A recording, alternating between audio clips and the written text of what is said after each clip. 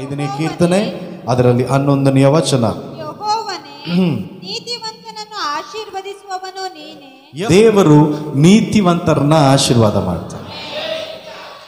ಅವರ ಪ್ರಯಾಸಗಳು ಅವರವರಿಗೆ ಸಕ್ಸಸ್ ಅಂತ ತಂದು ಕೊಡ್ಬೋದು, ಆದರೆ ನೀತಿವಂತರು ಆಶೀರ್ವದಿಸಲ್ಪಡೋದು ದೇವರಿಂದಲೇ. ಇವತ್ತು ಎಷ್ಟು ಜನ ಹೇಳ್ತೀರ ನಾನು ಆಶೀರ್ವಾದ ಹೊಂದಿರೋದು ದೇವರಿಂದನೇ, ಮತ್ತಾರ ಗೊತ್ತಿಲ್ಲ. If you are righteous man, ನೀನ್ ನೀತಿವಂತನಾಗಿದ್ರೆ, ನಿನ್ ಸನ್ಮಾರ್ಗಿ ಆಗಿದ್ರೆ, ನಿನಗೆ ಬಂದಿರೋ ಬ್ಲೆಸ್ಸಿಂಗ್ಸ್ ದೇವರಿಂದ ಬಂದದ್ದು. ಹೇಳಿ, ಎಲ್ಲ ಹೇಳಿ ನೋಡೋಣ. ದಯೆ, ಫೇವರ್, ದೇವರ ದಯೆ ದೊಡ್ಡ ಗುರಾಣಿಯಂತೆ ಅವನನ್ನ, ಅಂದ್ರೆ ನೀತಿವಂತನನ್ನ ಆವರಿಸಿಕೊಳ್ತದೆ. ಈ ವಾಕ್ಯದ ಭಾಗವನ್ನ ಸ್ವಲ್ಪ ನಾವು ಈ ದಿವಸ ಧ್ಯಾನ ಮಾಡ್ಲಿಕ್ಕೆ ಹೋಗೋಣ. ನಮಗ್ ಬರುವಂತ ಬ್ಲೆಸ್ಸಿಂಗ್ಸ್ ಅನೇಕ ಸಂದರ್ಭದಲ್ಲಿ ನಮಗೆ ಹತ್ರ ಬರೋ ತರ ಬಂದು ಮತ್ತೊಬ್ಬರಿಗೆ ಯಾರಿಗೋ ಹೋಗಿರ್ತದೆ. ನನಗಾಗುವಂತ ಮಿರಾಕಲ್ ನನಗೆ ನಡೆಯೋ ತರ ನಡೆದು ಅದು ದಿಢೀರ್ ಅಂತೇಳಿ ಸ್ಟಾಪ್ ಆಗಿ ಹೋಗಿರ್ತದೆ. ಆದರೆ ಈ ಮಾರ್ಚ್ ತಿಂಗಳು ನಾನು ಹೇಳಿ, ದೇವರು ನಿಮ್ಮನ್ನ ಆಶೀರ್ವಾದ ಮಾಡುವಂತ ತಿಂಗಳು. ಓ ಸ್ತೋತ್ರ, ಹೊಸ ಮಾರ್ಗಗಳು, ಬಾಗಿಲುಗಳನ್ನ ನಿನ್ನ ಲೈಫಲ್ಲಿ ದೇವರು ತೆಗೆಯುವಂತ ದಿವಸಗಳು. ಈ ವಾಕ್ಯದಲ್ಲಿ ಗಮನಿಸಿದ್ರೆ, ನಿನ್ನ ದಯೆಯು ದೊಡ್ಡ ಗುರಾಣಿಯಂತೆ ಅವರನ್ನ ಆವರಿಸಿಕೊಳ್ತದೆ. ಅಂದ್ರೆ ಕವರ್ ಮಾಡುವಂಥದ್ದಾಗಿದೆ. ಎಷ್ಟು ಜನ ಗುರಾಣಿ ನೋಡಿದ್ದೀರಾ? ಶೀಲ್ಡ್ ನೋಡಿದ್ದೀರಾ? ಯುದ್ಧ ಸಂದರ್ಭದಲ್ಲಿ ಹಳೆಯ ಸ್ತೋತ್ರ ಆದಿ ದಿವಸಗಳಲ್ಲೆಲ್ಲ ಈ ಗುರಾಣಿ ಹಿಡಿತಾ ಇದ್ರು, ಶೀಲ್ಡ್ ಹಿಡಿತಾ ಇದ್ರು. ಅದು ಇವತ್ತು ನೀವು ನೋಡುವಂತ ಅದು ಸಣ್ಣದಾದಂಥ ಗುರಾಣಿ ಅಲ್ಲ. ಆ ಶೀಲ್ಡು ಒಂದು ಮನುಷ್ಯನನ್ನ ಸ್ತೋತ್ರ ತನಗೆ ಬರುವಂತ ಆಪತ್ತಿನಿಂದ, ತನಗೆ ಬರುವಂತಹ ವಿರೋಧತ್ವದಿಂದ, ತನಗೆ ಬರುವಂತ ಹಾನಿಯಿಂದ ತನ್ನನ್ನು ತಪ್ಪಿಸ್ಕೊಳ್ಳೋದಕ್ಕೆ ಯಾವಾಗಲೂ ಯುದ್ಧ ರಂಗದಲ್ಲಿ ಇರುವಂತ ಸೈನಿಕರು ತಮ್ಮ ಕೈಗಳಲ್ಲಿ ಗುರಾಣಿಗಳನ್ನ ಹಿಡಿತಾ ಇದ್ರು. ಆ ಕಡೆಯಿಂದ ಅವನು ಏನನ್ನೇ, ಅದು ಒಂದು ಮೆಟಲ್ನಿಂದ ಮಾಡಲ್ಪಟ್ಟಂತಹ ಒಂದು ವಸ್ತು ಅದು. ಆ ಕಡೆಯಿಂದ ಗುಂಡನ್ನೇ ಆರಿಸಿದ್ರು ಸಹ ಈ ಗುರಾಣಿ ಅವ್ರ ಕೈಯಲ್ಲಿ ಇರೋದ್ರಿಂದ, ಗುಂಡು ಅವರ ನೇರಕ್ಕೆ ಬಂದರೂ ಸಹ ಅವ್ರ ಕೈಯಲ್ಲಿ ಗುರಾಣಿ ಇರೋದ್ರಿಂದ ಅದಕ್ಕೆ ಟಚ್ ಆದ್ರೂ ಒಳಗಡೆ ಬರ್ತಾ ಇರಲಿಲ್ಲ. ಅದು ಬೇರೆ ದೆಸೆಯನ್ನ, ಬೇರೆ ದಿಕ್ಕನ್ನ ನೋಡಿ ಹೋಗುವಂತೆ ಆಗ್ತಾ ಇತ್ತು. ಈ ಕಾಲಘಟ್ಟದಲ್ಲಿ ಪೊಲೀಸರು ಕೆಲವರೆಲ್ಲ ಇಟ್ಟಿರ್ತಾರೆ ಜನರನ್ನ ಪುಷ್ ಮಾಡಲಿಕ್ಕೆ, ಅಂದ್ರೆ ತಮ್ಮನ್ನ ಪ್ರೊಟೆಕ್ಟ್ ಮಾಡಲಿಕ್ಕೆ, ಕಾಪಾಡಲಿಕ್ಕೆ ನಾನಾ ವಿಧವಾದಂಥ ಶೀಲ್ಡ್ಗಳು. ಎಷ್ಟು ಜನ ಕೋವಿಡ್ ಶೀಲ್ಡ್ ಹಾಕ್ಸ್ಕೊಂಡ್ರಿ? ಆಲ್ಮೋಸ್ಟ್ ಹಾಕಬೇಕಿಲ್ಲ, ಬಿಡಂಗಿಲ್ಲ, ಹುಡುಕ್ ಹಾಕಿದ್ರು ನೋಡು ಶೀಲ್ಡ್ನ. ಈ ಕೋವಿಡ್ ಶೀಲ್ಡ್ ಹಾಕ್ದವ್ರು ಕೆಲವರು ಹೋದ್ರು, ಹೌದಾ ಇಲ್ಲ? ಚೆನ್ನಾಗಿದೆ ಪಾಸ್ಟ್ರೆ, ಆ ಕೋವಿಡ್ ಇಂಜೆಕ್ಷನ್ ಹಾಕಿದು ಹೋಗ್ಬಿಟ್ಟ. ಸೊ ಈ ಲೋಕದಲ್ಲಿರುವಂಥ ಅನೇಕ ಶೀಲ್ಡ್ಗಳು, ಲೋಕದ ಕಾವಲುಗಳು ನಮ್ಮನ್ನು ಕಾಪಾಡೋಕ್ಕಾಗಲ್ಲ. ಲೋಕದ ಗುರಾಣಿ, ಕೆಲವರಿಗೆಲ್ಲ ತಮ್ಮ ಲೈಫಲ್ಲಿ ಹಣ ತಮ್ಮ ಗುರಾಣಿಯಾಗಿಟ್ಟಿರ್ತಾರೆ. ಏನೇ ಇಕ್ಕಟ್ಟು ಬಂದ್ರೂ ಹಣ ಇಟ್ಟು ಮ್ಯಾನೇಜ್ ಮಾಡ್ತೀನಿ. ಆರೋಗ್ಯದಲ್ಲಿ ಏನಾದ್ರೆ ಏರುಪೇರು ಆದರೆ ಹಣ ಇಟ್ಟು ನಮ್ಮ ಜೀವನವನ್ನ ಅಥವಾ ಒಂದು ಅಂಗವನ್ನ ನಾವು ತಿರ್ಗಾ ಉತ್ಪತ್ತಿ ಮಾಡ್ಲಿಕ್ಕೆ ಸಾಧ್ಯ ಆಗುತ್ತಾ? ಆಗೋದಿಲ್ಲ. ಕೆಲವರು ತಮ್ಮ ವಿದ್ಯಾಭ್ಯಾಸವನ್ನ ದೊಡ್ಡ ಗುರಾಣಿಯಾಗಿ ಇಟ್ಕೊಂಡಿದ್ದಾರೆ. ಕೆಲವರು ತಮ್ಮ ಜ್ಞಾನವನ್ನ, ಕೆಲವರು ತಲಾಂತನ, ಕೆಲವರು ಅವರಿಗೆ ದೇವರು ಕೊಡಲ್ಪಟ್ಟಂತ ಬ್ಲೆಸ್ಸಿಂಗ್ಸ್ ಅನ್ನ, ತಾವು ಪ್ರಯಾಸ ಪಟ್ಟಂತ ಕೆಲವೊಂದು ವಿಷಯಗಳನ್ನ ಗುರಾಣಿಯಾಗಿಟ್ಟಿದ್ದಾರೆ. ಅವೆಲ್ಲ ಒಂದು ದಿವಸ ಬಿದ್ದೋಗುತ್ತೆ. ಆದರೆ ದೇವರ ದಯೆ ಅನ್ನುವಂಥ ಗುರಾಣಿ ನಿನ್ನನ್ನು ಯಾವ ಹಾನಿಯೂ ಆಗದಂತೆ ಕಾಪಾಡುವಂಥದ್ದಾಗಿದೆ. ಎಷ್ಟು ಜನಕ್ಕೆ ಅರ್ಥ ಆಯ್ತು ನಾನು ಹೇಳಿದ್ದು? ಆ ದೇವರ ದಯೆ ಅನ್ನುವಂಥದ್ದು ಒಂದು ಗುರಾಣಿ ನಿನ್ನ ಲೈಫಲ್ಲಿ. ದಾವೀದನು ಎಷ್ಟೋ ಸಾರಿ ಸ್ತೋತ್ರ ಕೀರ್ತನೆ ಪುಸ್ತಕದಲ್ಲಿ, ಯೆಹೋವನೇ ನೀನು ನನ್ನ ಗುರಾಣಿ ಆಗಿದ್ದೀಯಾ, ನೀನು ನನ್ನ ಕೇಡಿ ಆಗಿದ್ದೀಯಾ, ನೀನು ನನ್ನ ರಕ್ಷಣೆಯ ಕೊಂಬಾಗಿದ್ದೀಯಾ. ಅವನ ದಯೆ ಈ ತಿಂಗಳು ನಿಮ್ಮನ್ನು ಕವರ್ ಮಾಡಿ ಕಾಪಾಡುವಂಥದ್ದಾಗಿದೆ. ಎಷ್ಟೇ ಜನರು ನಮಗೆ ವಿರೋಧವಾಗಿ ಬಂದರು, ವ್ಯಕ್ತಿಗಳು ನಮ್ಮನ್ನು ಎದುರಿಸಲಿಕ್ಕೆ ಬಂದರು, ನಮ್ಮ ಆರ್ಥಿಕ ವಿಷಯಗಳು ನಮ್ಮನ್ನು ಅಲ್ಲೋಲ ಕಲ್ಲೋಲ ಮಾಡಲಿಕ್ಕೆ ಬಂದರು, ಇವತ್ತೊಂದು ಸಂತೋಷದ ಸುದ್ದಿ ನಿಮಗೆ ಹೇಳ್ತಾ ಇದ್ದೀನಿ. ಈ ಮಾರ್ಚ್ ತಿಂಗಳು ನೀನು ಬದುಕಿರುವ ಪರ್ಯಂತರ ದೇವರ ದಯೆ ಒಂದು ಗುರಾಣಿಯಂತೆ ನಿನ್ನನ್ನು ಕಾಪಾಡುತ್ತೆ. ಯಾವ ಮನುಷ್ಯನ ಮಾತು ಆ ಗುರಾಣಿಯನ್ನು ದಾಟಿ ನಿನ್ನನ್ನು ಟಚ್ ಮಾಡ್ಲಿಕ್ಕೆ ಆಗೋದಿಲ್ಲ. ಯಾವ ವ್ಯಾಧಿಯು ಆ ಗುರಾಣಿಯನ್ನು ದಾಟಿ ನಿನ್ನನ್ನು ಟಚ್ ಮಾಡೋಕ್ಕಾಗಲ್ಲ. ನಂಬೋರು ಯಾರಾದಿದ್ರೆ ಯಾವ ಫೇಲಿಯರ್ಸು ಆ ಗುರಾಣಿಯನ್ನ ದಾಟಿ ನಿನ್ನನ್ನು ಟಚ್ ಮಾಡ್ಲಿಕ್ಕೆ ಆಗೋದಿಲ್ಲ. ಅವನ ದಯೆ ನನ್ನನ್ನು ಆವರಿಸ್ಕೊಂಡಿದೆ. ಈ ಮೈನರ್ ಪಕ್ಕದಲ್ಲಿ ಕೈ ಕೊಟ್ಟು ಹೇಳ್ರಿ, ದೇವರ ದಯೆ, ದೇವರ ದಯೆ. ಗಾಡ್ಸ್ ಫೇವರ್, ದೇವರ ದಯೆ ನಮ್ಮ ಲೈಫಲ್ಲಿ ದೊಡ್ಡದು. ಅದು ಸಂತತಿ ಸಂತತಿ ಕಾಪಾಡ್ತದೆ. ನಿನ್ನ ಮನೆ ಮಾರನ್ನ, ನಿನ್ನ ಆಸ್ತಿಯನ್ನ ಕಾಪಾಡುತ್ತೆ. ಸೈತಾನನು ಒಂದು ಸಾರಿ ದೈವ ಸನ್ನಿಧಿಯಲ್ಲಿ ಬಂದು ಯೋಬನ ವಿಷಯವಾಗಿ ಹೇಳಿದನು, ನೀನು ಯೋಬನನ್ನ ಅವನ ಆಸ್ತಿ ಸುತ್ತಲೂ ಒಂದು ಬೇಲಿ ಹಾಕಿ ಇಟ್ಟಿದ್ದೀಯ, ಆದ್ರಿಂದ ನನ್ನ ಕೈಯಲ್ಲಿ ಒಳಗಡೆ ಹೋಗ್ಲಿಕ್ಕೆ ಆಗ್ತಾ ಇಲ್ಲ. ಅಲ್ಲೆಲ್ಲೂಯ. ಪಕ್ಕದಲ್ಲಿ ನೋಡಿ ಹೇಳ್ರಿ, ದೇವರ ದಯೆ ದೊಡ್ಡದು. ದೇವಾ ನಿನ್ನ ದಯೆ ಎಷ್ಟು ದೊಡ್ಡದು. ವಾಕ್ಯ ಹೇಳ್ತದ ನೋಡ್ರಿ, ನಿನ್ನ ದಯೆ ದೊಡ್ಡದು. ಅಲ್ಲೆಲ್ಲೂಯ. ನಿನಗಿರುವಂತ ಕಾರ್ಗಿಂತ ದೊಡ್ಡದು. ಆಮೇಲೆ ಹೇಳು, ನಿನಗಿರುವಂತ ಮನೆಗಿಂತ ದೊಡ್ಡದು, ಈ ಲೋಕದಲ್ಲಿರುವಂತ ಪೊಲೀಸರ ಸೆಕ್ಯೂರಿಟಿಗಿಂತ ದೊಡ್ಡದು, ನಿನಗಿರೋ ಹೆಸರಿಗಿಂತ ದೊಡ್ಡದು ಅವನ ದಯೆ. ಓ ಸ್ತೋತ್ರ, ಬಹಳ ಬಹಳ ಬಹಳ ದೊಡ್ಡದು. ಅರೋಣ, ಒಂದು ಕ್ಷಣ ನನ್ನನ್ನು ಮರೆಯದಂತೆ ತಂದೆ ತಾಯಿಗಿಂತ ಹೆಚ್ಚು ಪ್ರೀತಿ ಮಾಡುವವನೇ. ಹೇಳಿ, ಒಂದು ಕ್ಷಣ ತಂದೆ ತಾಯಿಗಿಂತ ಹೆಚ್ಚು. ದೇವಾ ದೇವಾ ನಿನ್ನ ದಯೆ ಎಷ್ಟು ದೊಡ್ಡದು. ರಾಜ ನಿನ್ನ ಪ್ರೇಮ ಅಪಾರವಾದದು. ಹೇಳಿ, ದೇವಾ ದೇವಾ ನಿನ್ನ ದಯೆ ಎಷ್ಟು ದೊಡ್ಡದು. ರಾಜ ನಿನ್ನ ಪ್ರೇಮ ಅಪಾರವಾದದು. ಒಂದು ಕ್ಷಣ ಹೇಳಿ, ತಂದೆ ತಾಯಿಗಿಂತ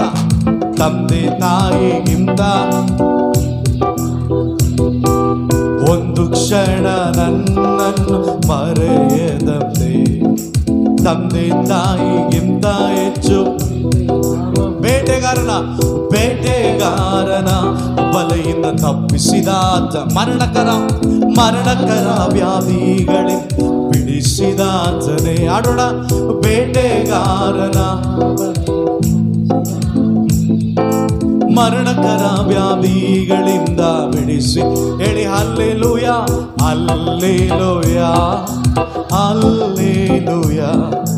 ಆರಾಧನೆ ಕರ್ತನಿಗೆ. Hallelujah hallelujah.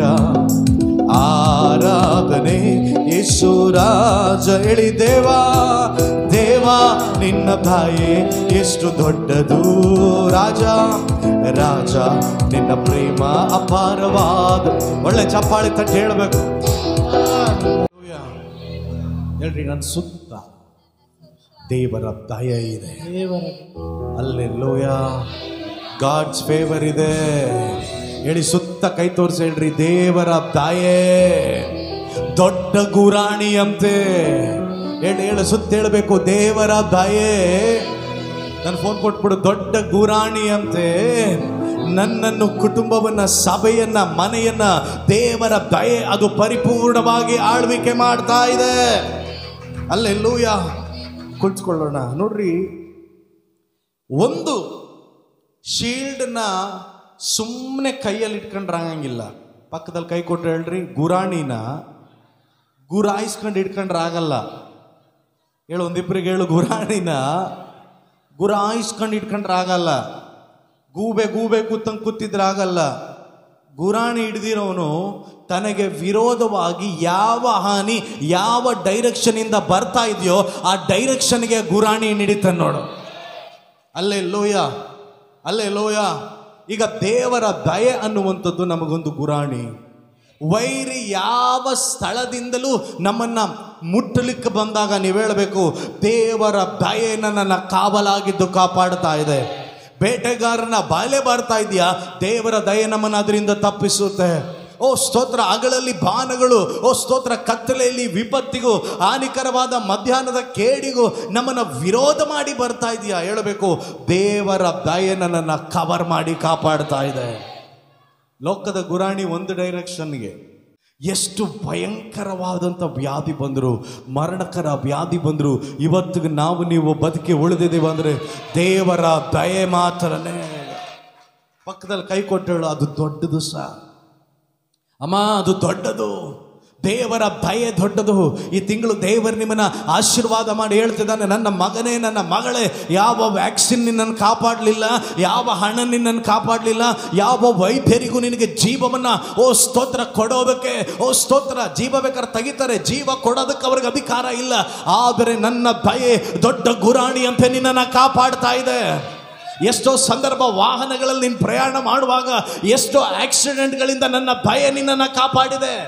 ಅಯ್ಯೋ, ನಾನು ಕೇರ್ಫುಲ್ ಆಗಿ ಓಡಿಸ್ತೀನಿ ಪಾಸ್ಟ್ರೆ. ನೀನು ಕೇರ್ಫುಲ್ ಆಗಿ ಓಡಿಸಿದ್ರೆ ಯಾವನು ಬಂದು ನಿನ್ನನ್ನು ಇಕ್ಕದೆ ಕಾಪಾಡದನಲ್ಲ, ಅದು ದೇವರ ಭಯನೇ. ದೇವರ ಭಯ ಹೊಂದಿದವನು ಅವನು ವಿಶೇಷವಾದವನು, ಅವನೊಂಥರ ಸ್ಪೆಷಲ್ ಆಗಿ ಕಾಣ್ತಾನೆ. ಅವನು ವಿದ್ಯಾಭ್ಯಾಸದಿಂದ ಅವನು ಮುಂದೆ ಬಂದಿರಲ್ಲ, ಆದರೆ ಜೀವಿತದಲ್ಲಿ ದೇವರ ದಯೆ ನಮ್ಮನ್ನು ಗೆಲ್ಲಿಸಿ ತೋರಿಸಿದೆ.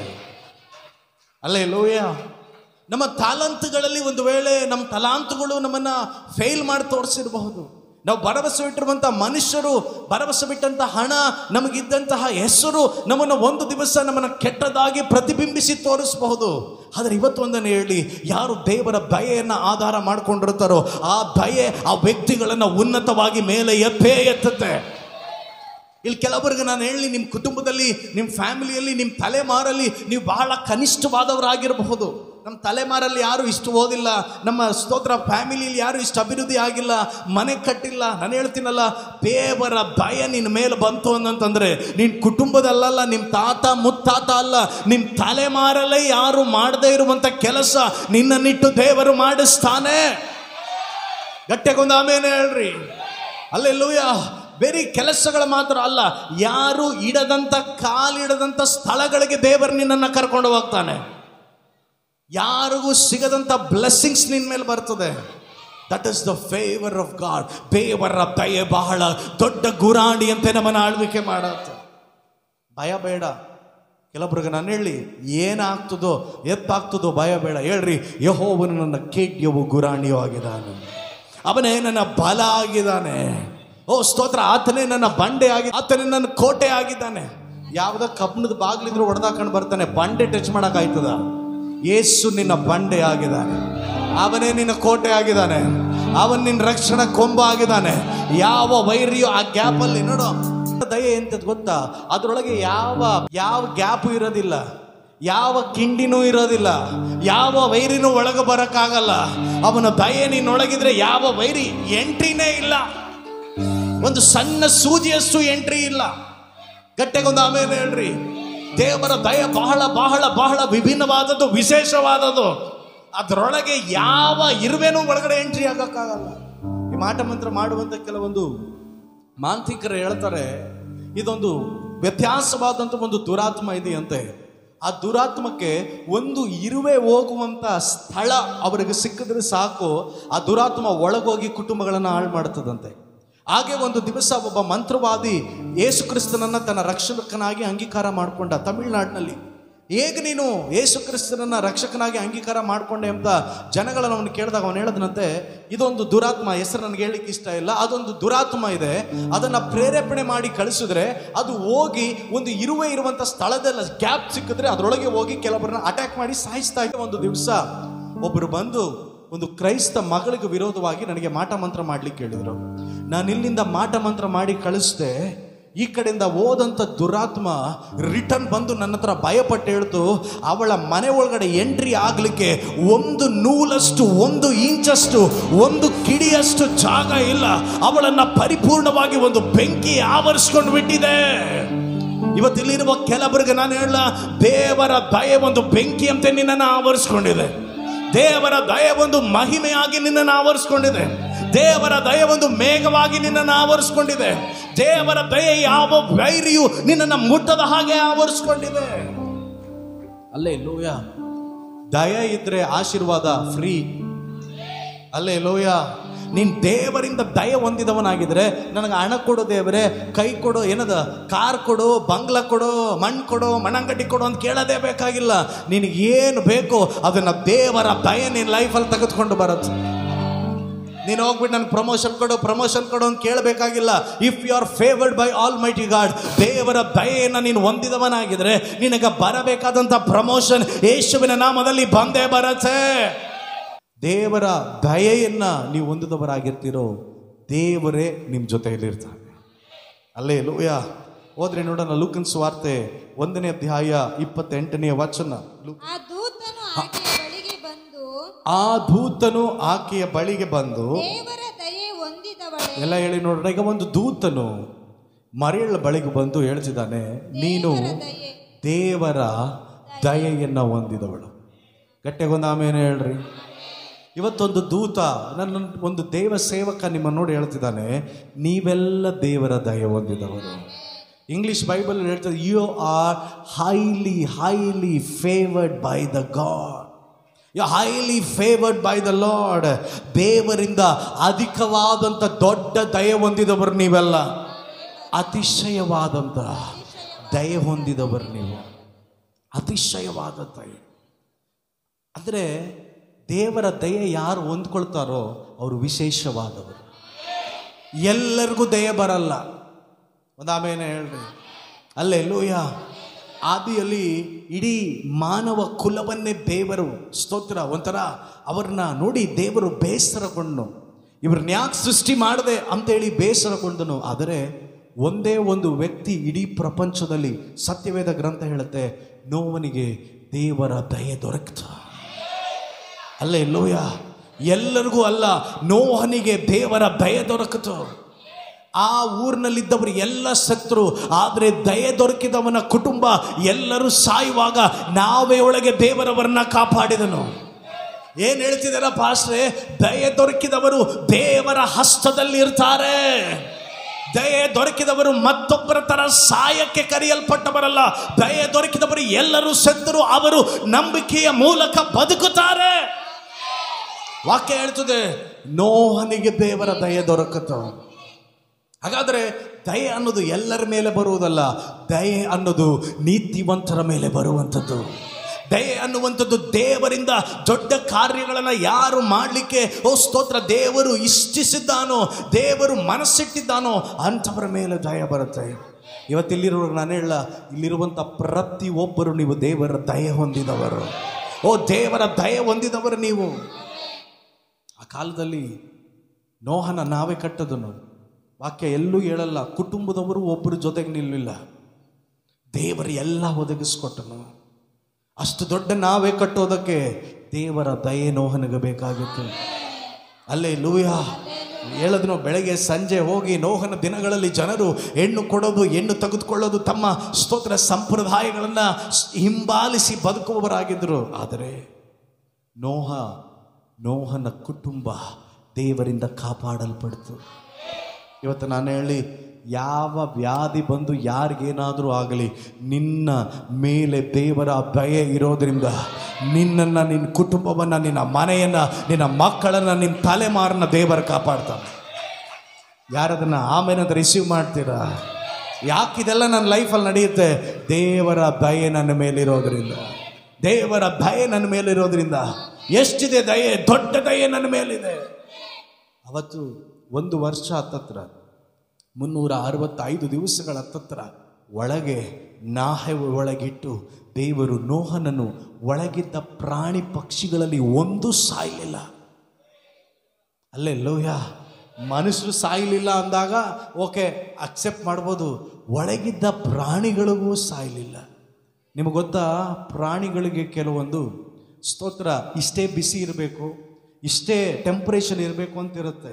ಆ ಟೆಂಪರೇಚರಲ್ಲಿ ಪ್ರಾಣಿಗಳು ಇಲ್ಲ ಅಂದರೆ ಪ್ರಾಣಿಗಳೇ ಸೆತ್ತೋಗ್ತವೆ. ನಾನೊಂದು ನಾಯಿ ಸಾಕಿದ್ದೀನಲ್ಲ, ಡೋರಾ ಅಂತ, ನೀವು ನೋಡಿರ್ತೀರ. ಆ ನಾಯಿಗೆ ಕೂದಲು ಜಾಸ್ತಿ. ಚಳಿಗಾಲದಲ್ಲೆಲ್ಲ ಆರಾಮಾಗಿತ್ತದು.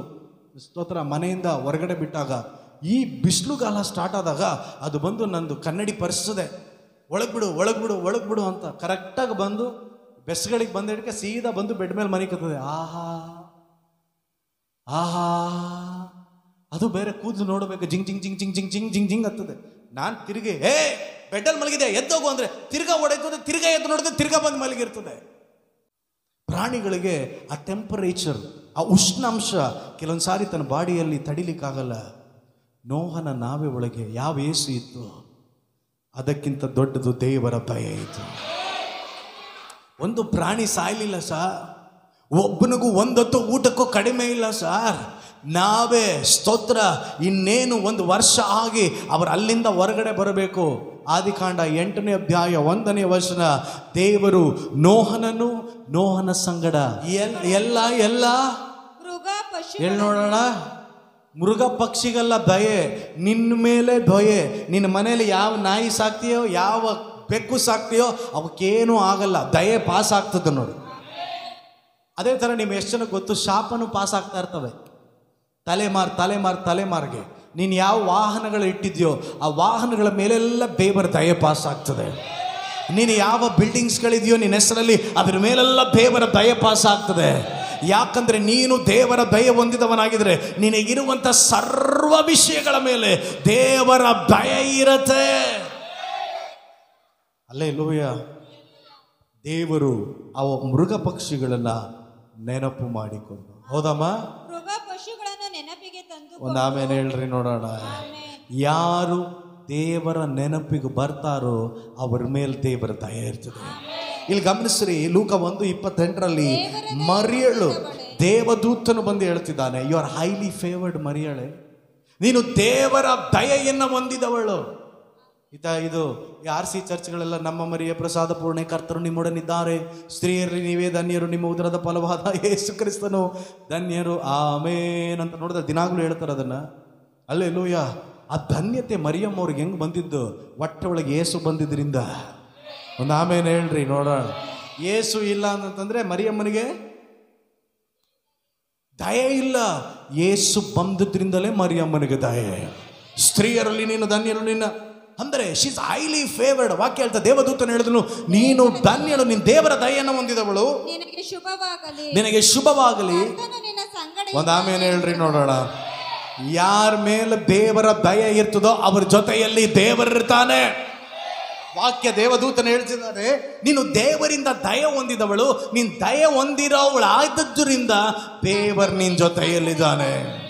ಅಲ್ಲೇ ಎಲ್ಲವ್ಯ ಎಷ್ಟು ಜನ ಹೇಳ್ತೀರಾ, ನನ್ನ ಕುಟುಂಬದ ಮೇಲೆ ದೇವರ ದಯೆ, ಈ ಮೈನರ್, ನನ್ನ ಮಕ್ಕಳ ಭವಿಷ್ಯದ ಮೇಲೆ ದೇವರ ದಯೆ, ನನ್ನ ಕೆಲಸದ ಮೇಲೆ ದೇವರ ದಯೆ, ನನ್ನ ವಿದ್ಯಾಭ್ಯಾಸದಲ್ಲಿ ದೇವರ ದಯೆ, ನಾನು ಎಲ್ಲೆಲ್ಲ ಕಾಲಿಡ್ತೀನೋ ಅಲ್ಲೆಲ್ಲ ದೇವರ ದಯೆ.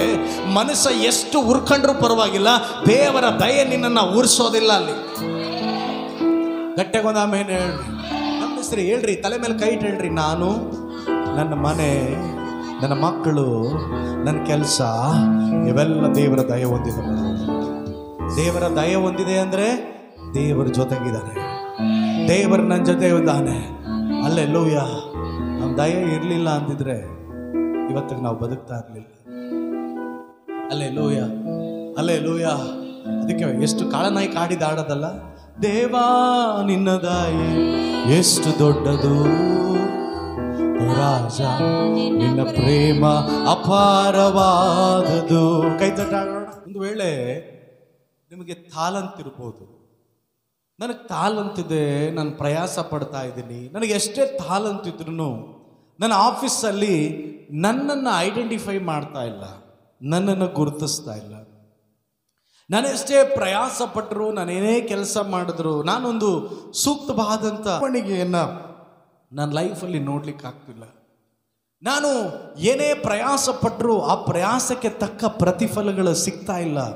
ಅರ್ಥ ಏನಂದರೆ, ನಿನಗೆ ದೇವರ ದಯೆ ಇಲ್ಲ ಅಲ್ಲಿ. ಒಂದು ವೇಳೆ ದೇವರ ದಯೆ ನಿನ್ನ ಮೇಲಿತ್ತು ಅಂತಂದರೆ ನೀನು ಎಲ್ಲೇ ಹೋದರೂ ದೇವರು ನಿನ್ನನ್ನು ಅಭಿವೃದ್ಧಿ ಮಾಡಿ ತೋರಿಸ್ತಾನೆ.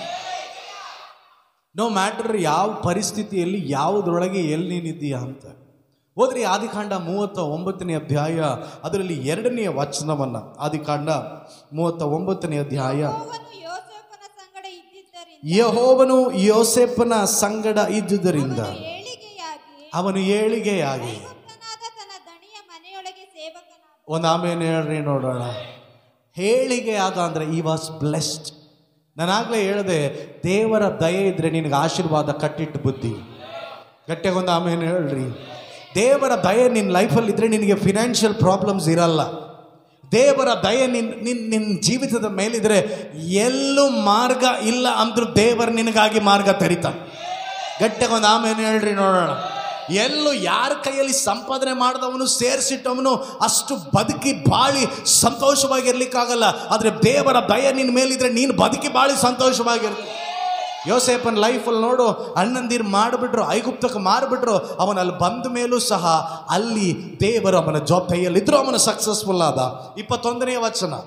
ಆದರೂ ಯೆಹೋವನು ಯೋಸೇಫನ ಸಂಗಡ ಇದ್ದು ಅವನ ಮೇಲೆ ಕೃಪೆಯನ್ನಿಟ್ಟು ಹಲ್ಲೆಲೂಯಾ, ಅವನಿಗೆ ಸೆರೆ ಯಜಮಾನನ ಬಳಿಯಲ್ಲಿ ದಯೆ ದೊರಕುವಂತೆ ಮಾಡಿದನು. ಗಟ್ಟಿಯಾಗಿ ಆಮೇಲೆ ಹೇಳ್ತೀರಾ?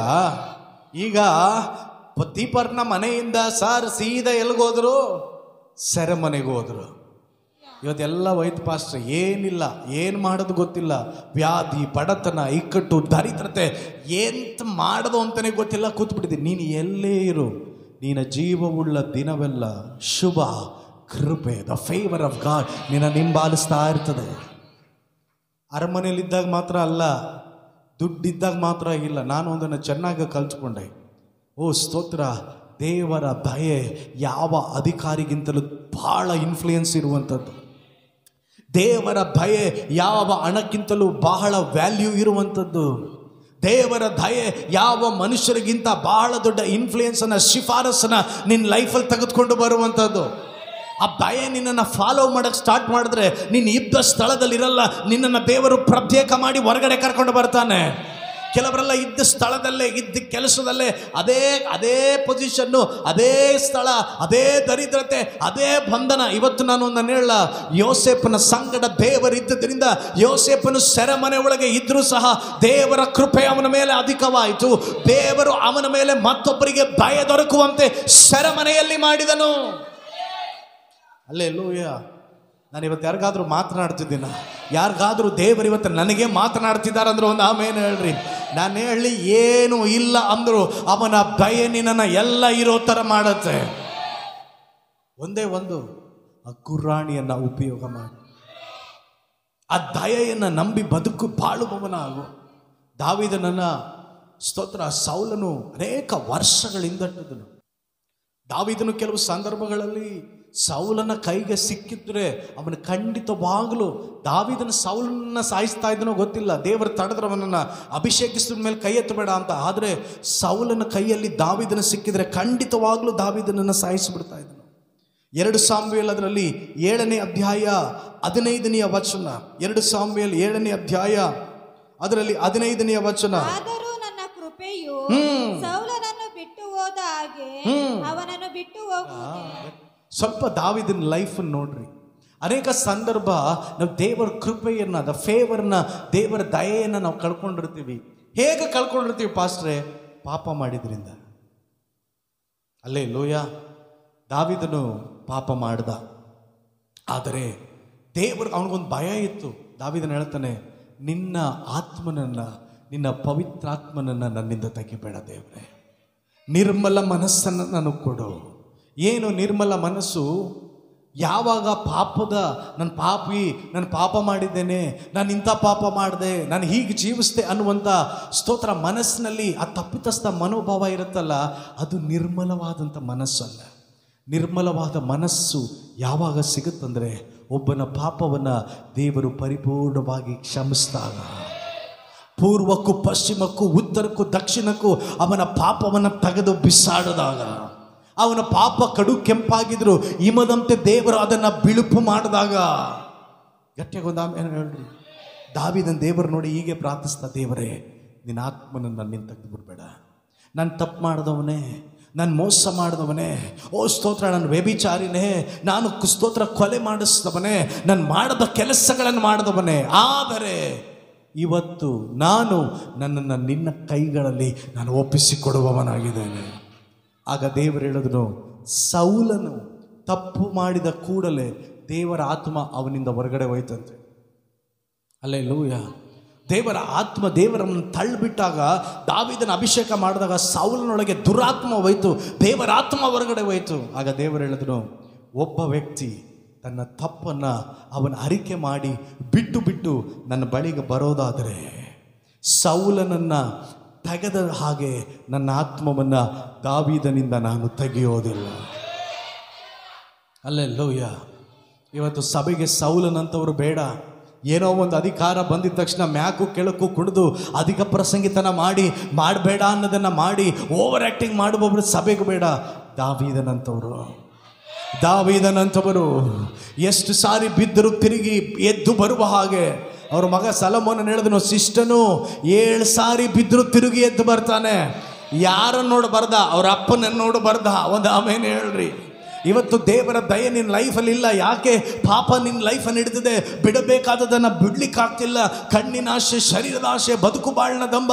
ಓ ಸ್ತೋತ್ರ, ಅಶ್ಲೀಲ ಚಿತ್ರಗಳನ್ನು ನೋಡುವಂಥದ್ದು. ಓ ಸ್ತೋತ್ರ, ಕತ್ತಲೆಗಳಲ್ಲಿ ಕತ್ತಲೆಗೆ ಸಂಬಂಧಪಟ್ಟಂಥ ಎಲ್ಲವನ್ನ ದೇವ ಸಮ್ಮುಖದಲ್ಲಿ ಇವತ್ತು ನೀನು ಅರ್ಪಿಸಿ ಒಪ್ಪಿಸಿ ಕೊಟ್ಟರೆ ಅವನ ದಯೆ ದೊಡ್ಡ, ಓ ಸ್ತೋತ್ರ, ಗುರಾಣಿಯಂತೆ ನಿನ್ನನ್ನು ಆಳ್ವಿಕೆ ಮಾಡ್ತದೆ. ಇರುವಂಥ ಯವನಸ್ಥ ಮಕ್ಕಳಿಗೂ ನಾನು ಹೇಳ, ದೇವರ ದಯೆ ಇಲ್ಲದೆ ನಿನ್ನ ಕೈಲೇನು ಮಾಡೋಕ್ಕಾಗಲ್ಲ. ನಮ್ಮ ವಯಸ್ಸು ನಮ್ಮ ಅಭಿಷೇಕಕ್ಕೂ ಕಂಪೇರೇ ಮಾಡೋಕ್ಕಾಗಲ್ಲ. ಅಭಿಷೇಕ ಅನುಭವದಿಂದ ಬರಲ್ಲ, ಅಭಿಷೇಕ ಪಾಲಂತಿಂದ ಬರಲ್ಲ, ಅಭಿಷೇಕ ಇಂಥವ್ರ ಮಕ್ಕಳು ಅಂತ ಬರಲ್ಲ. ದೇವರನ್ನ ಪ್ರೀತಿಸುವವರ ಲೈಫ್ ಮೇಲೆ ಅವನ ದಯೆ 1000 ತಲೆಮಾರು ತನಕ ಇರ್ತದೆ. ಆರೋನನ ಮಕ್ಕಳು ಆ ದಯೆ ಕಳ್ಕೊಂಡು ಸತ್ತರು. ಅದೇ ಥರ ನೋಹನ ಮಕ್ಕಳು ಆ ದಯೆಯನ್ನು ಕಳ್ಕೊಂಡ್ರು. ಅಲ್ಲೇ ಲೋಯ. ಆದರೆ ಯೋಸೇಫನ ಲೈಫಲ್ಲಿ ಆ ದಯೆ ಸೆರೆಮನೆಯಿಂದ ಅರಮನೆ ಕರ್ಕೊಂಡು ಬಂತು. ಗಟ್ಟೆಗೊಂದು ಆಮೇಲೆ ಹೇಳ್ರಿ ನೋಡೋಣ. 1 ಪೂರ್ವಕಾಲ ವೃತ್ತಾಂತ 17ನೇ ಅಧ್ಯಾಯ 13ನೇ ವಚನ ಓದಮ್ಮ. 1 ಪೂರ್ವಕಾಲ ವೃತ್ತಾಂತ. ನಾನು ಅವನಿಗೆ ತಂದೆಯಾಗಿರುವೆನು, ಅವನು ನನಗೆ ಮಗನಾಗಿರುವನು. ನನ್ನ ಕೃಪೆಯನ್ನು ನಿನಗಿಂತ ಮುಂಚೆ ಇದ್ದವನಿಂದ ತೆಗೆದು ಬಿಟ್ಟ ಹಾಗೆ ಅವನಿಂದ ತೆಗೆಯುವುದಿಲ್ಲ. ಗಟ್ಟೆಗೊಂದು ಆಮೇಲೆ ಹೇಳ್ತೀರಾ? ದೇವರು ಪುನಃ ಕನ್ಫೆಸ್ ಮಾಡ್ತಿದ್ದಾರೆ, ನಾನು ನಿನಗೆ ತಂದೆಯಾಗಿದ್ದೇನೆ, ಅವನು ನನಗೆ ಮಗನಾಗಿ. ಗಟ್ಟೆಗೊಂದು ಆಮೇಲೆ ಹೇಳ್ರಿ. ಅವನ ಮೇಲೆ ದೇವರ ದಯೆ ಇದ್ರೆ ದೇವರು ಅವನಿಗೆ ತಂದೆಯಾಗಿರ್ತಾರ. ಅಲ್ಲೇ ಲೋಯ.